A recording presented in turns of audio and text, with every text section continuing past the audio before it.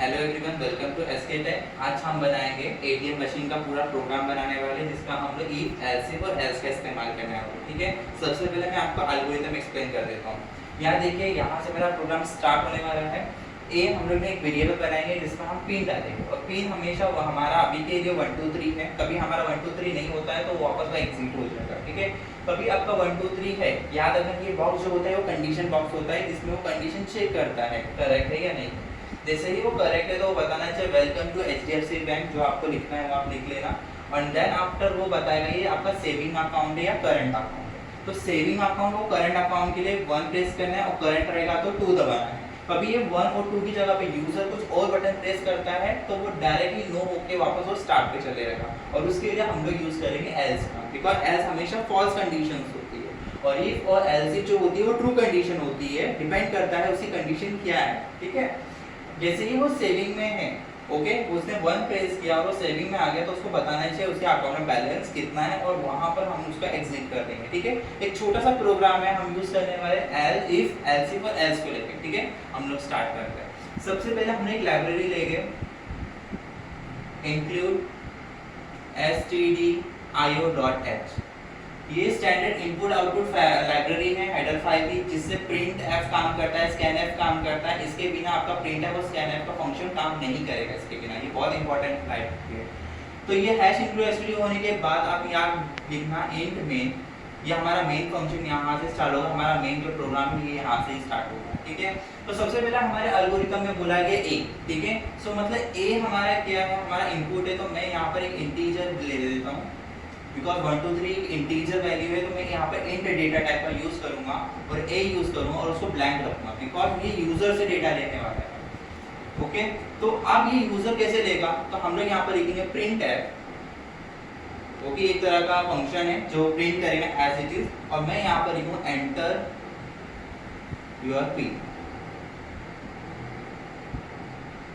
ठीक है, जो भी पिन रहेगा वो, बट अभी के लिए कंफ्यूजिंग ये है कि ये पिन लेगा तो देगा किसको। इसके लिए हम लोग यूज करेंगे स्कैन एफ।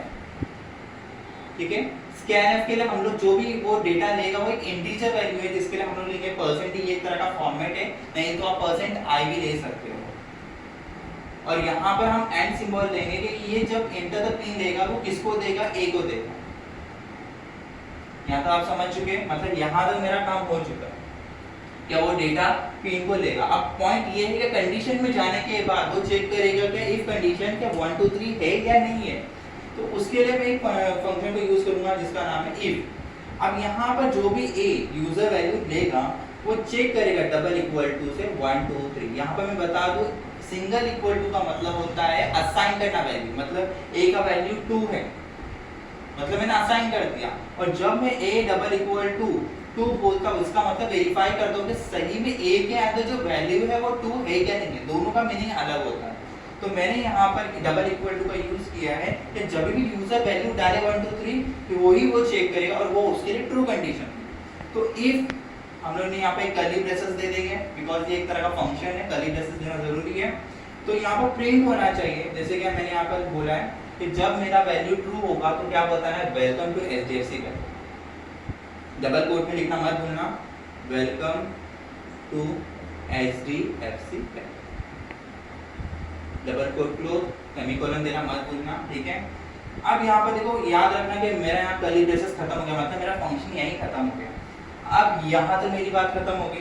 कभी इन दैट केस बंदा रॉन्ग पिन डालता है तो मेरे को वहां पर एल्स डालना पड़ेगा। ठीक है, बट अभी के लिए मेरा 1 2 3 है, तो ट्रू कंडीशंस के अकॉर्डिंग में चलूंगा, उसके बाद मैं एल्स डाल दूंगा। तो याद रखो कि वो 1 2 3 डालता है, तो आप यहाँ पर क्या बताना थे, मैं एक और इफ लूंगा। क्यों मैं एक और इफ लूंगा, बिकॉज यहाँ पर सेविंग और करंट भी बताना है, तो ये भी तरह का कंडीशन बॉक्स है। ओके, सो मैं वापस इफ कंडीशन लूंगा, और यहाँ पर क्या बोला गया है, 1 प्रेस कीजिए तो सेविंग होगा, 2 प्रेस करेंगे तो करंट होगा। तो यहाँ पर एक और डेटा टाइप में बना लूंगा। ठीक है, तो यहाँ पर मैं लिखूंगा जो भी मेरा है, जैसे कि मैं यहाँ पर एस मतलब मेरा सेविंग है, तो सेविंग के लिए जो बंदा जो वैल्यू होगी वो मैं उसको असाइन ही करना है ना मुझे, तो मैं यहाँ पर एक और इंट बना देता हूँ। ठीक है, और इंट में मैं लिख देता हूँ मेरा एस मतलब सेविंग है। ओके, और एक और इंट बनाऊंगा जिसका मतलब होता है सी का मतलब मेरा करंट अकाउंट। ठीक है, तो याद रखो जैसे ही ये इफ इफ कंडीशन कब चेक करेगा, जब वैल्यू लेगा, और वैल्यू लेने के लिए मुझे वापस क्या यूज करना पड़ेगा, प्रिंट एफ यूज करना पड़ेगा। प्रिंट एफ में यूज करें एंटर द कोड, जैसे कि मैं कोड जो है मैं 1 2 3 का यूज कर रहा हूँ, आप यहाँ पर एक एक्स्ट्रा कमेंट दे देना या एक एक्स्ट्रा फंक्शन लिख देना प्रिंट एफ का, या आपको 1 चाहिए तो सेविंग है और 2 पे हमारा करंट है, तो ये आप दे देना, मैं लिख दे रहा हूँ बिकॉज कोड थोड़ा छोटा है और वीडियो थोड़ी बड़ी हो जाएगी।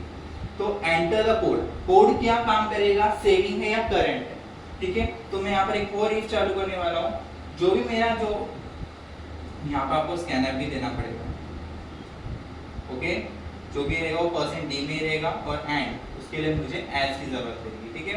तो जो भी रहेगा वो सेविंग के अंदर वो डेटा जाके स्टोर होने वाला है प्रिंट एफ के अंदर। आपको ये कंडीशन में चेक करेगा कि मेरा एज जो है वो इक्वल टू 1 है या नहीं है, तो प्रिंट एफ के अंदर वो बोलेगा सेविंग, बिकॉज मैंने यहाँ पर सिर्फ सेविंग लिखा है, ओके, डबल कोट क्लोज करूंगा, और सेविंग है, ओके, सेविंग है तो क्या बताना चाहिए, बैलेंस बताना चाहिए। तो मैं डायरेक्टली प्रिंट एफ के अंदर यहाँ पर बैलेंस शो करूंगा, बैलेंस इज डबल कोट में यहाँ पर लिख के, नहीं तो मैं यहाँ ही लिख देता हूँ 2000 है। आप इससे यूजर से वैल्यू लेके वो बड़ा कर सकते हैं, मैं एकदम छोटा कर रहा हूँ ये प्रोग्राम को, बट इन दैट केस कभी कोई 2 प्रेस करता है तो वो भी ट्रू वैल्यू होती है, मतलब करंट अकाउंट होता है, तो उसके लिए हम लोग यूज करेंगे एल्स इफ को, ठीक है।